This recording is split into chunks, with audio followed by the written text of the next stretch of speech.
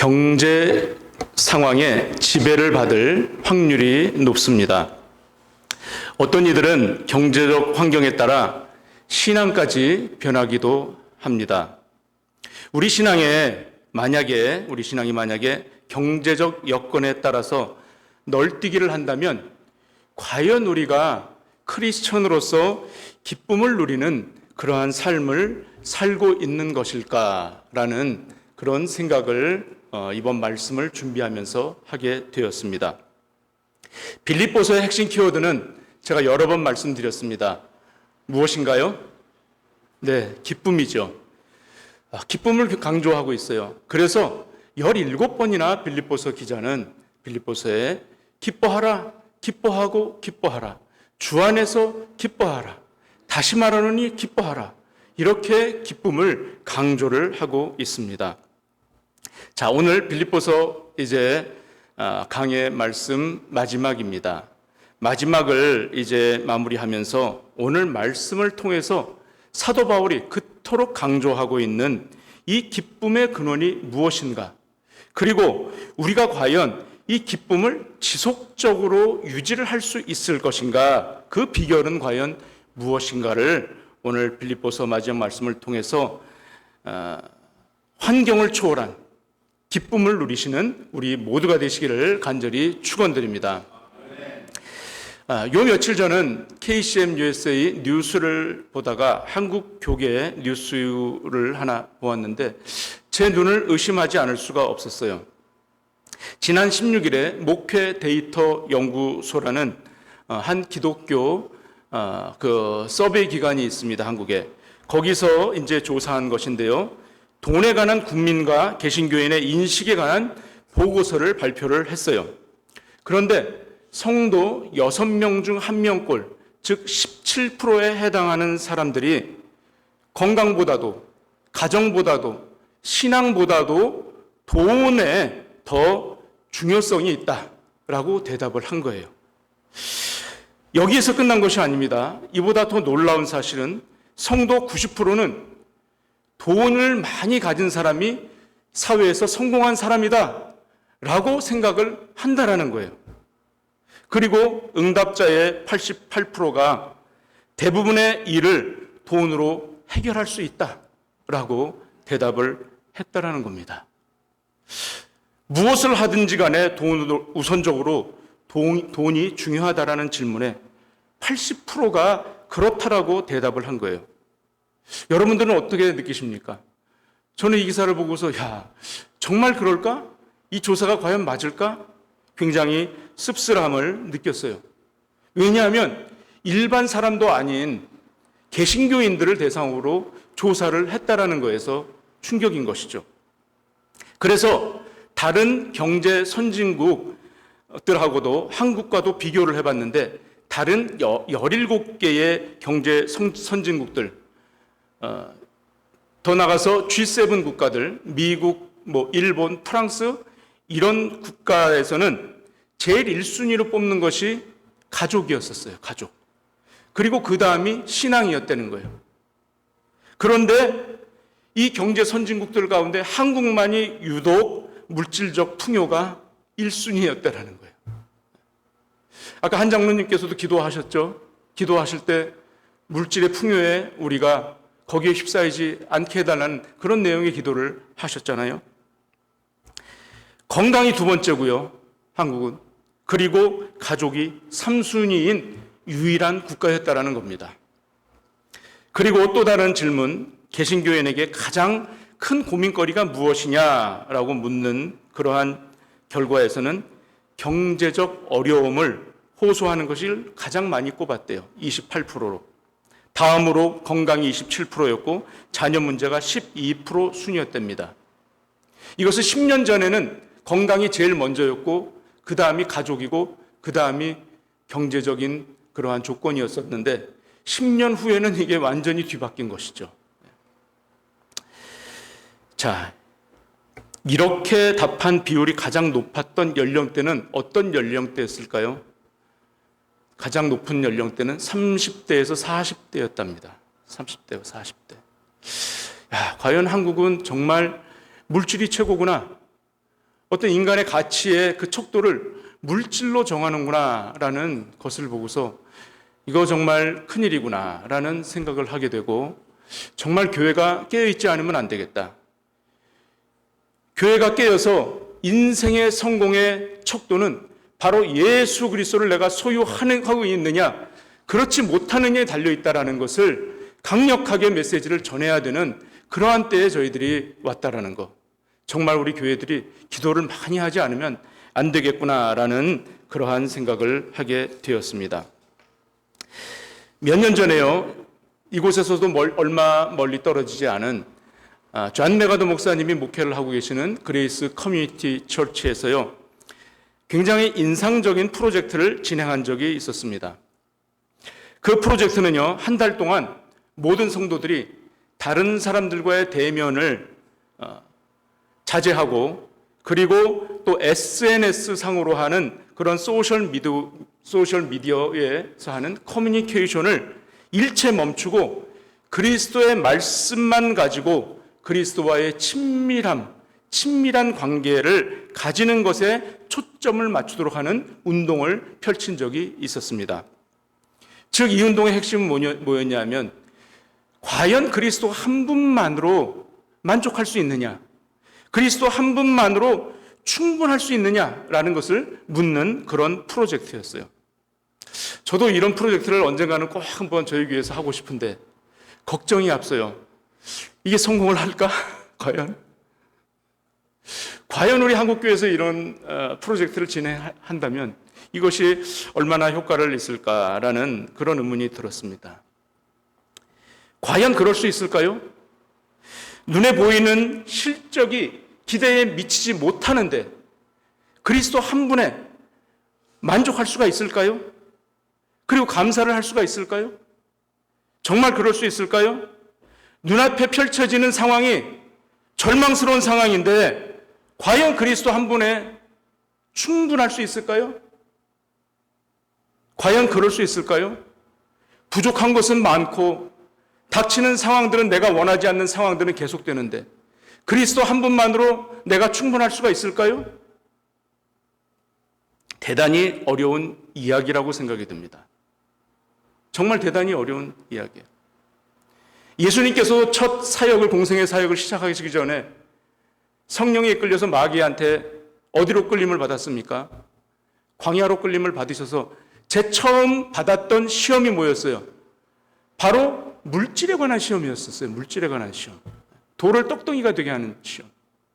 바로 우리 인생들에게는 이 물질만큼 그렇게 중요한 것이 없다라는 것을 강조하고 있죠. 그리고 물질 앞에서는요, 사람이 3일만 굶으면 뭐를 넘지 않는다고요? 넘지 않을 수 없다고요? 남의 집 담을 넘는다는 그런 얘기도 있잖아요. 아니, 내 새끼들이 지금 돈이 없고 먹을 게 없어서 굶어 죽어가는데 그 가장된 자로서 이 자식들을 어떻게 해서든지 먹여 살려야 되는데 뭐 누가 주는 데도 없고 뭐 벌이가 없으면 남의 집 담이라도 넘는다라는 그런 얘기가 있잖아요. 그만큼 물질에 있어서는 정말 우리가 초연해진다라는 것은 정말 어려운 이야기예요. 그러나 그리스도인들은 그 어려운 이야기를 극복해내라고 성경은 말씀을 하고 계십니다. 세상에서는 주변에서 어떠한 환경이 일어나도 그리스도 한 분만으로 충분하라고 성경은 말씀을 하고 있습니다. 이것은 바로 복음이, 그 전하는 것이 역설적으로 전하는 핵심 내용이에요. 어떠한 상황에서도 뭐 하라고요? 기뻐하라. 기뻐하라. 빌립보서에서 계속 기뻐하라는 말씀이 있었지만 이제 마지막을 맞으면서 이 기쁨을 저도 강조를 하고 싶은 것입니다. 그래서 사도 바울은 오늘 본문 빌립보서 4장 12절에서 어떻게 말씀을 하고 계십니까? 우리 다 같이 한번 읽겠습니다. 시작. 내가 비천에 처할 줄도 알고 풍부에 처할 줄도 알아 모든 일에 배부르며 배고픔과 풍부와 궁핍에도 일체의 비결을 배웠노라. 아멘입니까? 아멘. 아멘. 아멘 하셨어요. 아멘 하신 분들은요, 이러한 과정을 아마 이미 벌써 진작에 지나신 분들일 거라고 저는 생각이 듭니다. 비천에 처할 줄도 알고 풍부에 처할 줄도 알았다는 것은 뭡니까? 만족했다라는 거예요. 어떻게 감옥 안에서 그럴 수 있을까요? 그 자유가 없고 하고 싶은 대로 할 수 없는 그러한 좁은 그 바운더리 안에서 정말 기뻐할 수 있었을까요? 사도 바울이 말하는 그 만족의 비결은 사도 바울 자신에게 없었습니다. 그 비결은 감옥 안에도 없었어요. 그 비결은 감옥 바깥에 있는 빌립보 교인들에게도 없었어요. 그럼 과연 그 만족할 수 있는 비결은 어디 있었던 것일까요? 바로 그 다음 절 4장 13절에서 사도 바울은 고백을 하고 있습니다. 다 같이 읽습니다. 내게 능력 주시는 자 안에서 내가 모든 것을 할 수 있느니라. 아멘. 내게 능력 주시는 자 안에. 사도 바울이 만족할 수 있었던 비결은 바로 뭐라고요? 내게 능력 주시는 자 안에서 모든 것을 할 수 있다라고 지금 말씀하고 있습니다. 자, 여기서 내게 능력 주시는 자 안, 누구를 가르치는 겁니까? 예수 그리스도. 능력을 주시는 분이 누구시라고요? 예수 그리스도. 예수 그리스도 안에서 누가요? 사도 바울이, 내가. 또 누가요? 내가, 여러분들이 무엇을 할 수 있다고요? 모든 것을 할 수 있다. 정말 그렇습니까? 정말 그래요? 갑자기 우리 평강교 성도님들 믿음이 너무 좋아하셨어요. 믿음이 쑥 업그레이드가 되신 것 같아요. 여기서 이 구절은 우리 한국 사람들이 굉장히 좋아하는 구절이에요. 믿지 않는 그런 분이 하는 비즈니스에 가니까도 이 구절이 걸려 있더라고요. 이 구절하고 또 제일 좋아하는 구절 뭡니까? 그렇죠. 시작은 미약하였으나 나중은 창대한다고. 아니, 믿지도 않으면서 그걸 갖다 떡하니 붙여놨어. 자, 여기서 오해의 소지가 한 가지 있어요.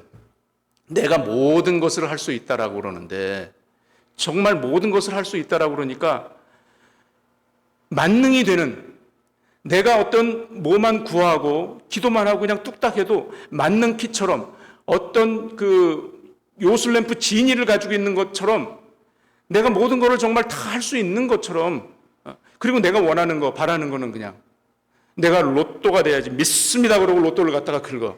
그래도 될 것 같은 그런 아주 대단한 믿음을 갖고 계신 분들도 있단 말이죠. 아침에 일어나서 운동을 한 번도 안 하면서 건강할 줄 믿습니다 그러면서 보약을 꼬박꼬박 챙겨 드시는 분들도 계시단 말이죠. 자, 이것이 과연 모든 것을 할 수 있는 것을 가르치는 것은 아니에요.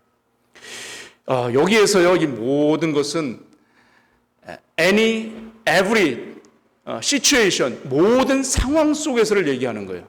any, every situation, 어떤 상황 가운데서도 내가 모든 것을 할 수 있다라는 그런 얘기라서 결국 뭐를 가르치는 겁니까? 지시대명사 이를 좀 넣어가지고 했으면 우리가 오해가 좀 없었을 것 같아요. 내게 능력 주시는 자 안에서 내가 모든 것을 할 때 이 모든 것을 넣는다면 바로 이는 무엇을 가르칠까요? 13절 위에 있는 12절의 말씀을 가르치는 거예요. 그러니까 비천한 데서도 내가 만족의 비결을 배우는 것이고 풍족한 데서도 만족의 비결을 배우는 거예요. 어떤 상황, 즉 가난해도, 여기서 비천에 처한다는 것은요, 궁핍이라고 그러잖아요. 11절에서요. 이 궁핍이라는 것은 정말 극도로 어려운 그러한 경제적 상황을 이야기하는 거예요. 사도 바울은 감옥 안에 있잖아요. 감옥 안에서 정말로 어려운 그런 경제적인 여건이에요. 몸도 여행해 갈 거예요. 먹는 것이 부실하니까. 햇빛도 제대로 못 보니까. 그럼 돈이라도 있어야 되는데 그것을 갖다가 누가 해준 거예요? 빌립보 교인들이. 많은 다른 교회들이 있었지만 빌립보 교회 교인들만이 이 바울에게 선교비, 오늘날로 말하면 선교비예요. 약간의 물질을 갖다가 도움이 될 수 있도록 보냈어요. 이걸 갖다가 보내준 빌립보 교인들만 생각하면 사도 바울이 너무나 감사하고 기쁜 거예요. 너무나 고마워. 근데 왜 이제서야 보냈느냐, 이제 그런 얘기들도 있는데, 그것은 내가 그것을 너무 기다렸다. 그 얘기보다 지금 처한 상황은 정말 어려운 상황인데 너희들이 보내준 것이 정말 나에게 도움이 되고 너무너무나 감사해.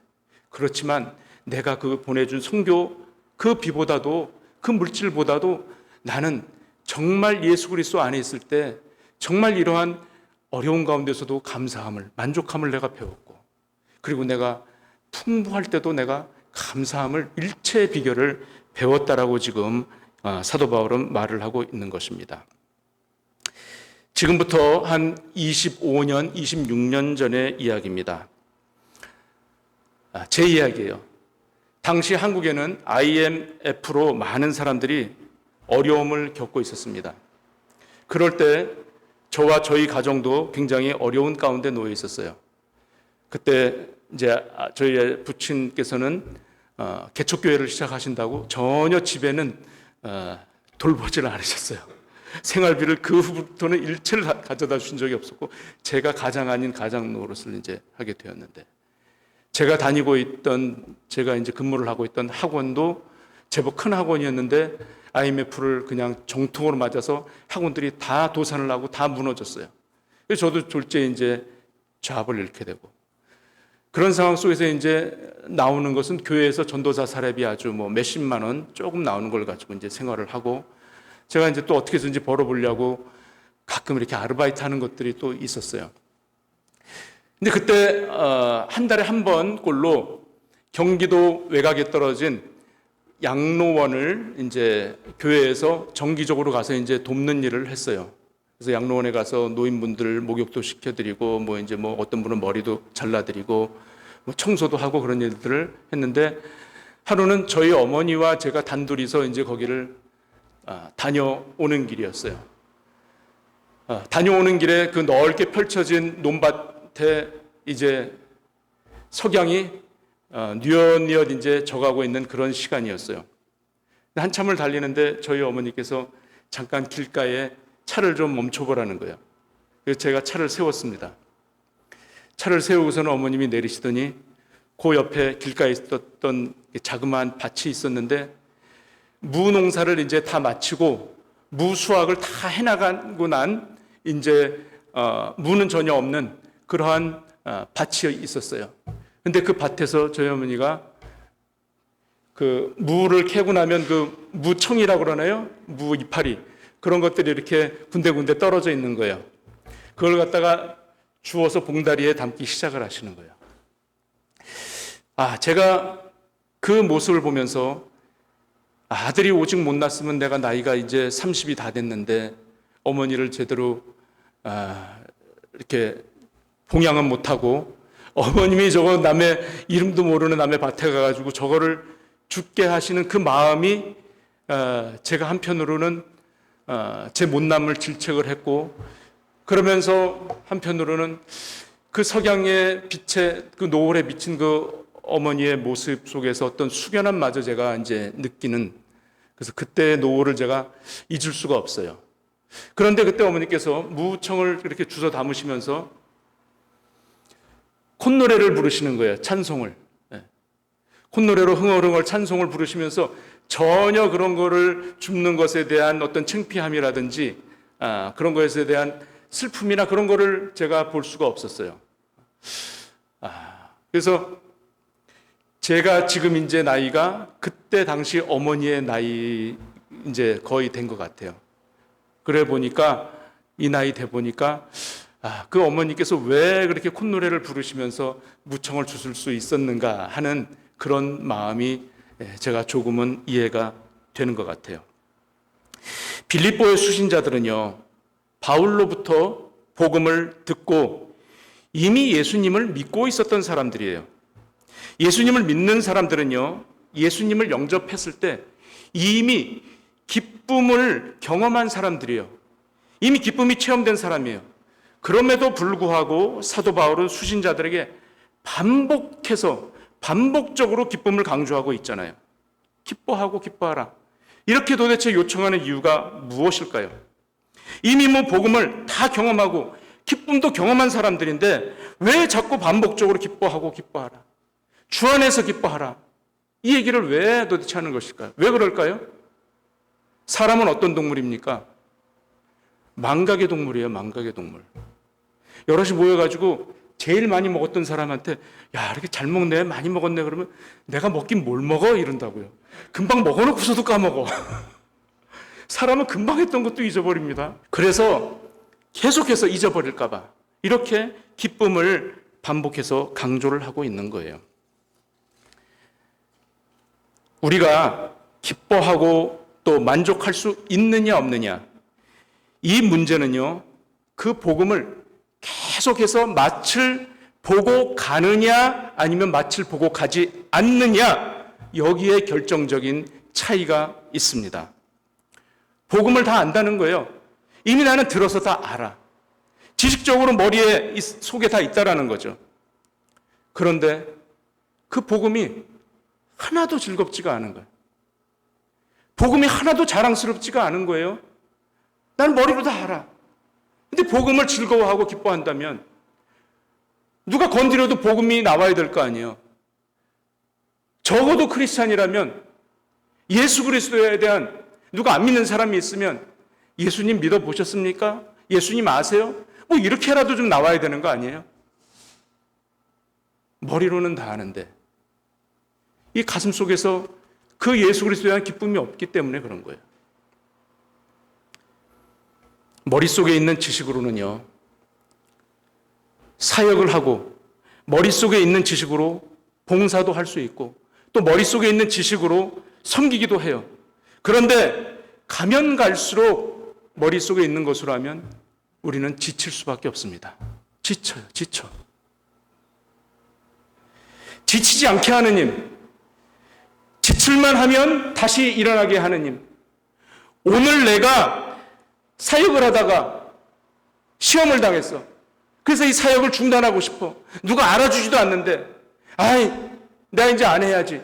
이럴지라도, 이런 마음이 들지라도 내일이면 다시, 그래, 그러면 안 되지. 내가 다시 힘을 얻고 일어서야지 하는 이 힘이 도대체 어디서 오냐 말이죠. 이 힘은요, 머릿속에 있는 지식에서는 이 힘이 절대 오질 않습니다.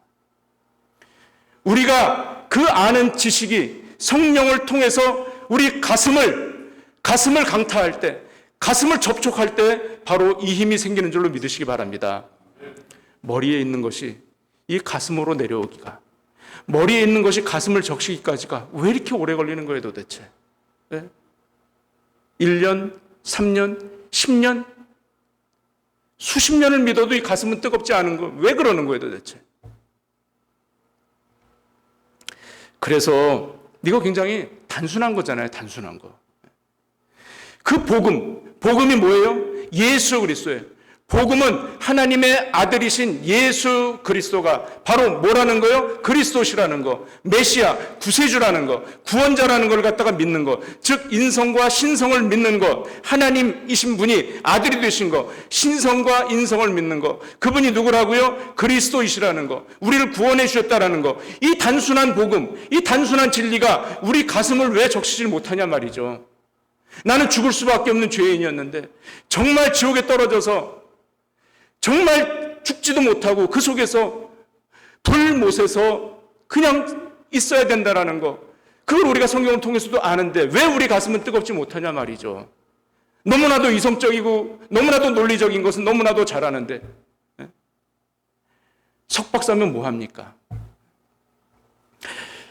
전도를 많이 하시는 목사님 한 분이 전도를 하시다가 우연히 한 목사님을 만나셨는데, 이 목사님은 60대 한 중반 정도 되신 목사님이시래요. 그런데 한국에서 아주 잘 나가던 기업에 이사까지 지내셨는데 죽을 뻥에 걸리셨다가 정말 하나님의 은혜로 기적적으로 살아나셨대요. 그래서 그 후로 그 다니던 직장을 이제 접고 이제 한국에서 총신대학원을 나오고 미국 와가지고 풀러에서 영어로 박사학위까지 받으신 분이에요. 성교학 박사학위를. 이분을 우연히 만났는데 이분의 비전이 돈은 좀 있으셨던 모양이에요. 큰 기업체의 중견 간부까지 하셨으니까. 자기는 이 LA 지역에 선교관을 만들고 싶다라는 거예요. 그래서 선교에서 이제 외국에 나가서 지치고 이제 갈 곳 없는 그런 선교사님들을 모시고 싶다라는 거예요. 그래서 그 기독교 서적 중에 좀 오래된 기독교 서적이 있는데 거의 문을 이제 닫게 생겼어요. 그 기독교 서적에 있는 그 서적 5,000권을 갖다가 이미 샀대요. 그래서 성교관에다가 비치를 해가지고 그거를 이제 오시는 분들에게 읽게 하려고. 그러면서 이분이 하시는 말씀이 선교학 박사라는 거를 강조를 한다는 거예요. 자기는 그래서 지금도 한국에 있는 많은 목회자들에게 줌으로 가르치기도 하고 강의를 한다라는 거예요. 그래서 이 전도를 많이 하시는 목사님이 선교학 박사시니까 그러면 저하고 같이 한번 나와서 많이도 말고 일주일에 한번 나와서 전도 한번 하시지 않겠습니까? 제가 알고 있는 분만 해도 선교관을 지어서 그렇게 하겠다고 꿈을 갖고 계신 분들은 굉장히 많이 제가 봤습니다. 그거 하지 말고 선교학 박사시니까 전도하는 거 그것도 선교 아닙니까? 한 번만이라도 나와서 한 영혼을 위해서 한번 저랑 같이 전도 좀 하시죠. 그랬더니 그분이 하시는 말, 저는 전도에는 은사가 없습니다. 그 말씀을 하시대요. 자, 전도가 은사입니까? 여러분들이 한번 성경에서 한번 찾아보세요. 은사인지 아닌지. 자, 우리가 여기서 그래서 이제 바울은 아주 그 단순한 복음, 주 안에서를 강조를 하고 있는 거예요. 예수 그리스도 안에서, 내게 능력 주시는 자 안에서 이거를 강조를 하고 있는 거죠. 그러면서 계속해서 빌립보에서 했던 말이 뭡니까? 예수 그리스도 안에서. 예수 그리스도의 마음을 품어라. 예수 그리스도의 심장을 가져라. 죽으나 사나 나는 그리스도의 것이다. 이거를 계속 강조하는 거예요. 강조하는 거는 예수 안에서를 강조하는 거예요. 예수 안에서. 예수 안에 있으면 이것이 능력이 된다라는 거잖아요. 예수 안에 있으려면 누가 없어야 되는 거예요? 결국은 내가 없어져야 되는 거예요. 내가. 이 기뻐하는 것은 그래서 내 힘으로는 기뻐할 수가 없잖아요. 내 힘으로 기뻐할 수 없고 복음에 취하니까, 복음을 즐거워하니까, 그 복음에 압도되어지니까 우리는 기뻐지는 거예요. 고난을 이기는 힘은 바로, 환경을 이기는 힘은 바로 어디서 오는 겁니까? 복음에서 오는 거예요. 복음에서. 복음에는 구원하는 능력만 있는 것이 아니라요, 무엇이 있습니까? 우리가 매일매일 순간순간을 살아낼 수 있는 힘이 바로 복음 안에 있는 줄로 믿으시기 바랍니다. 결국 우리가 놓치지 말아야 할 것은 주 안에서요. 주 안에서. 주 안에 있을 때 기뻐하는 삶, 주 안에와 기뻐하는 삶, 이것은 바로 연관이 있잖아요. 주 안에서가 원인이라면 결과가 뭐예요? 기뻐하는 삶으로 나타나는 거예요. 주 안에서는요, 전체적으로 볼 때 그리스도의 말씀인 성경 전체를 가르치는 거예요. 이것을 좀 더 좁게 요약을 하면 뭡니까? 하나님께서 우리에게 주신 주님 안에 있는 은총들이에요. 은총들. 제가 설교를 여기서 우리 다 같이 기뻐하는 삶을 사십시다 이러고 마치면 여러분들이 아멘하고 마칠 수가 있어요. 그런데 뒤돌아서서 생각을 해보니까 기뻐하라고 그래서 아멘 했는데 그냥 내가 매일매일 삶 속에서 그냥 뭐 그런 기뻐하려면 재밌는 영화나 보고 코미디 프로나 봐야 기뻐하는 거 아닌가? 이렇게 끝나버릴 수 있잖아요. 그 기뻐할 수 있는 비결이 뭐예요? 주 안에서인데, 그럼 내가 주 안에 도대체 어떻게 있어? 주님 안에 어떻게 있어? 그럼 내가 아무것도 하지 말고 기도만 해야 돼? 주 안에 있는 비결은 바로 복음, 바로 그 능력인 말씀을 우리가 계속해서 묵상하는데 어떤 말씀이냐? 주 안에서 우리에게 주어지는 은총들을 묵상해야 되는 거예요. 은총들. 자, 제가 몇 가지만 그 은총들을 말씀드리겠습니다. 디모데후서 1장 9절에 보니까요, 우리가 창세 전에 이미 은혜를 받은 존재라는 거예요. 에베소 1장 4절에서는 창세 전에 우리는 택함을 받은 자들이라는 거예요. 그리고 로마서 8장 끝절에는 뭐예요? 하나님의 사랑이 너희들에게서 끊을 수 있을소냐? 바로 하나님의 사랑을 우리는 받고 있는 존재들이라는 거예요. 그리고 우리는 예수 그리스도 안에서 용서함을 받은 자라는 겁니다. 예수 그리스도 안에서 의롭다 여김을 받은 자들이라는 거예요. 예수 그리스도 안에서 우리는 하나님의 아들이 되었다라는 것입니다. 그리고 또 예수 그리스도 안에서 우리는 다시 생명을 얻은 존재라는 거예요. 그리고 예수 그리스도 안에서 우리는 모든 약속의 성취를 이루어질 것을 믿고 가는 자들이라는 거예요. 그리고 우리는 예수 그리스도 안에서 거룩함을 받은 그러한 거룩한 자들이라는 것이고, 예수 그리스도 안에서 우리는 모든 우리에게 필요한 것들을 풍족하게 공급받는 자들이라는 거예요. 빌립보서 4장 19절 오늘 본문에 나와 있잖아요. 나의 하나님이 그리스도 예수 안에서 영광 가운데 그 풍성한 대로 너희 모든 쓸 것을 채우시니라. 그리고 우리는 예수 그리스도 안에서 그 안에 있을 때 주님께서 우리의 마음과 생각을 지켜 주십니다. 그리고 우리는 예수 그리스도 안에서 영원히 사는 영생의 복을 받은 줄로 믿으시기 바랍니다.